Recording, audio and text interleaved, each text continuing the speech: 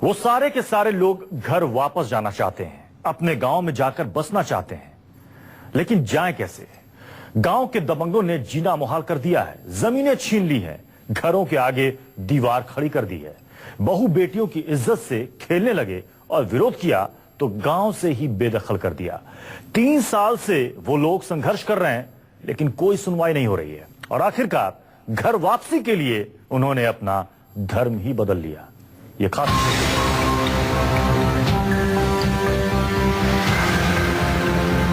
घर वापसी के दौर में कुछ लोगों ने नए घर में प्रवेश लिया है। पिछले 3 साल से अपने ही घरों से बेदखल थे। हर दरवाजे पर दस्तक दी, कोई सुनवाई नहीं हुई, किसी ने भरोसा नहीं दिया। आखिरकार अपना विश्वास ही बदल लिया। कल तक राम नाम की चौपाई पढ़ते थे, आज कलमा पढ़ रहे हैं। अब जो है इस बात पर पहुंचे हैं कि इस हिंदू व्यवस्था में रहना अब हमारे लिए जीना ठीक नहीं है। हमारे हृदय की आवाज है, दिल की आवाज है कि इस धर्म को छोड़ दिया जाए।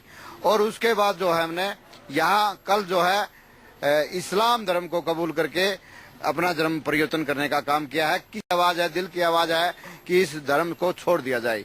और उसके बाद जो है हमने यहाँ कल जो है इस्लाम धर्म को कबूल करके अपना धर्म परिवर्तन करने का काम किया है, किसी दबाव के बगैर। जंतर मंतर पर पिछले 1 साल से आंदोलन पर बैठे 100 परिवारों ने अपना धर्म परिवर्तन कर मुस्लिम धर्म अपना लिया है। हरियाणा के हिसार के भगाना गांव के लोग पिछले 3 साल से संघर्ष कर रहे थे। 2 साल तक हिसार के लघु सचिवालय में अनशन पर बैठे।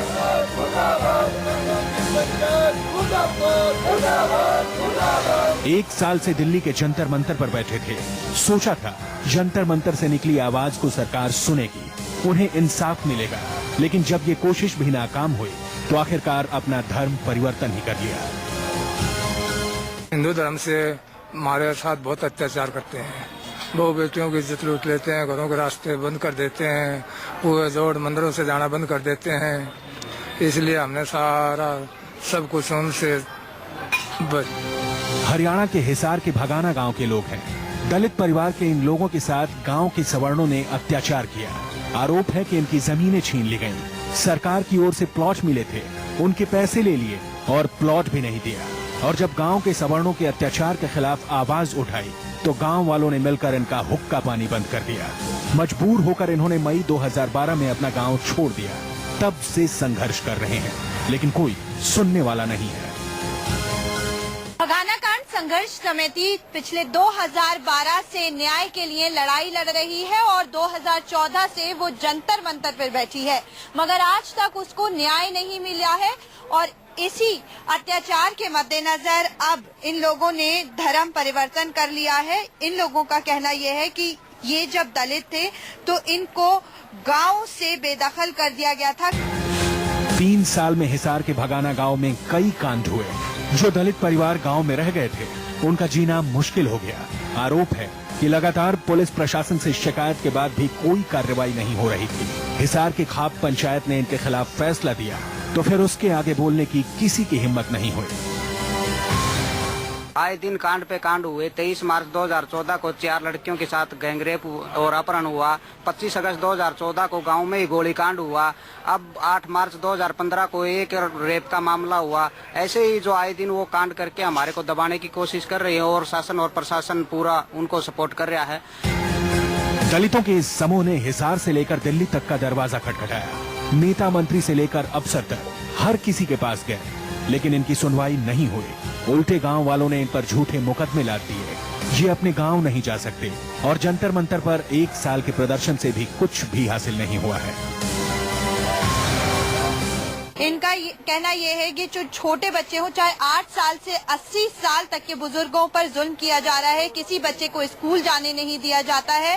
साथ ही साथ ना तो ये किसी दुख में शरीक हो सकते हैं और ना ही किसी खुशी में शरीक हो सकते हैं। यहाँ तक कि अगर ये गांव में किसी दुकान पर सामान लेने जाते हैं तो इनको वो सामान भी नहीं लेने दिया जाता है। पिछले 3 सालों से ये न्याय की लड़ाई लड़ रहे हैं। 100 के करीब परिवार जंतर मंतर पर धरने पर बैठे थे। वो पहले ही ऐलान कर चुके थे कि अगर 8 अगस्त तक इन्हें इंसाफ नहीं मिलता तो ये अपना धर्म परिवर्तन कर लेंगे। और आखिरकार इन लोगों ने मुस्लिम धर्म अपना लिया। भगाना गांव में पंचायत चल रही है। पंचायत का कहना है कि अगर ये लोग दोबारा से हिंदू धर्म अपनाकर गांव में लौटते हैं तो इनका स्वागत होगा, लेकिन अगर मुस्लिम बनकर गांव में आते हैं तो फिर उनका विरोध होगा। और जैसे कि 4 लड़कियों के साथ गैंगरेप हुआ, उनके साथ भी मतलब बहुत अत्याचार हुआ, जैसे कि उन्हें पंजाब के बठिंडा में ले जाकर छोड़ दिया गया। लड़कियों के साथ ऐसे बदसलूकी होना, ऐसे लड़कियां आगे नहीं बढ़ पाएंगी, जिससे कि वो डर के मारे अपने घरों में आज नहीं जा पा रही हैं। गांव से कितने लोगों को बेदखल कर दिया गया। जंतर मंतर पर अभी भी लोग बैठे हैं, इस उम्मीद में कि अब शायद इन पर ध्यान दिया जाए। घर वापसी के दौर में शायद उनका ये कदम उन्हें इंसाफ दिला दे।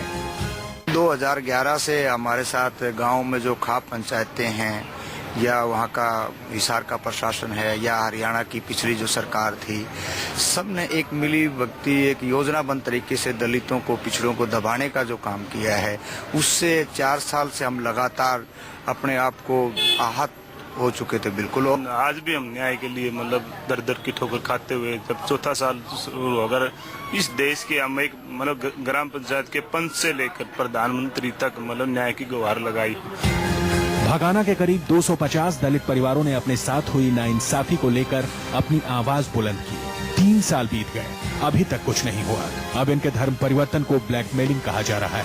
3 साल के संघर्ष के बाद इन्होंने अपना विश्वास बदल लिया है, लेकिन इंसाफ अब भी मिलेगा या नहीं, ये कहना मुश्किल है।